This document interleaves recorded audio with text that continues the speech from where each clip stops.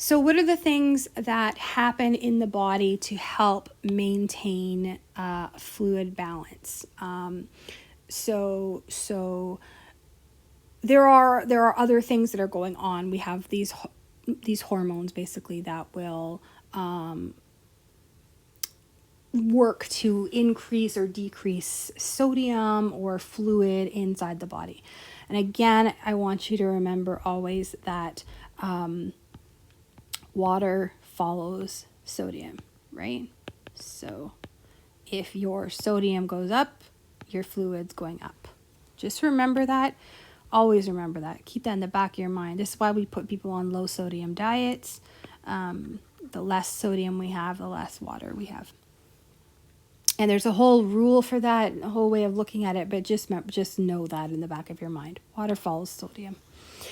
So are these kind of two kind of things that will increase the amount of fluid that's building up in your body. The first is your antidiuretic hormone.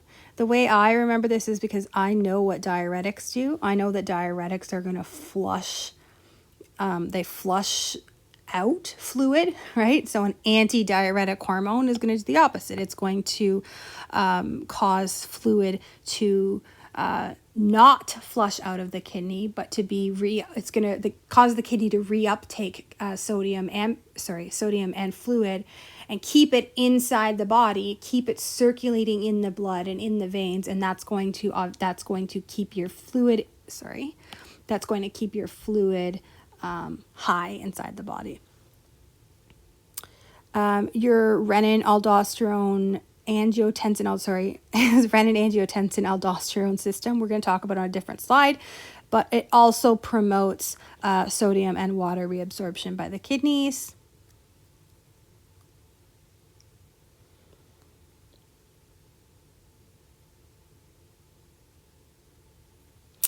And then you have your natriuretic peptides. These are peptides that are often produced in the heart. Oh, just right here it says cardiac cells, ANP, BNP.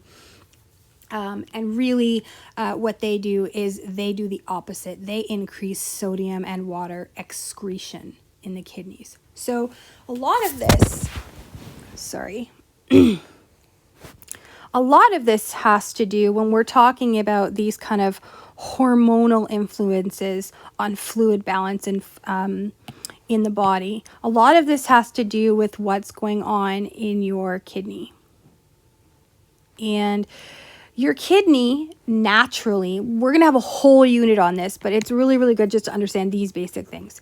What your kidney really, really likes to do, what its job, what it's kind of doing on its own, is reuptaking and filtering and reuptaking your sodium and water into the body. Not all of it, obviously, because quite a lot of it is going to come out in your urine as well, right?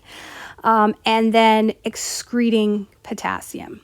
This is what your kidney is happy to do. That's what it's doing. And that's, understanding this is very helpful because you can figure out, what's going to happen to a potassium level if something's going on with the kidney. There's something wrong with the kidney's not working. Well, if the kidney's not working, it's not flushing out that potassium. You might have a buildup then of potassium in the blood, right? None of that is necessary for your test. It's just really, really good so that you know this now, because when we go to talk about these things, it's gonna help. So let's go through those, I think, one at a time. So antidiuretic hormone is released when there's an increase in plasma osmolality, meaning all of a sudden in our blood, we have a lot of particles, meaning we need some fluid in here because we need to dilute those particles. Either we're hypovolemic, we've lost some fluid, or we're hypernatremic, we've got too many particles. Either way, we need to dilute that somehow. And so there's all these kind of receptors in the body that will pick that up. You don't need to know what they are. And then your body will release this antidiuretic hormone. And what that antidiuretic hormone does is it kind of stops or slows down the kidney's natural inclination to reuptake that water. And instead, you're going to have more of that water. Oh, sorry, I did that backwards. Shoot. I guess I can delete that later. So, and what it's going to do is it's going to affect what's going on in the kidney. So it's going to kind of kick the kidney into high gear and cause it to reuptake more. It was doing this anyway, but it's going to reuptake even more water. So you're going to have less urine coming out of the kidney.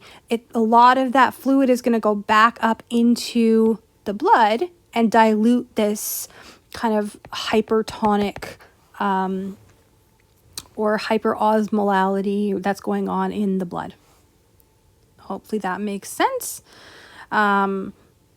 When it says increases water reabsorption, this is what it's talking about. It's increasing water reabsorption in the kidney, meaning that water, instead of being filtered through and being excreted, it's being reabsorbed into the body. So when you see increased water reabsorption, this is what we're talking about.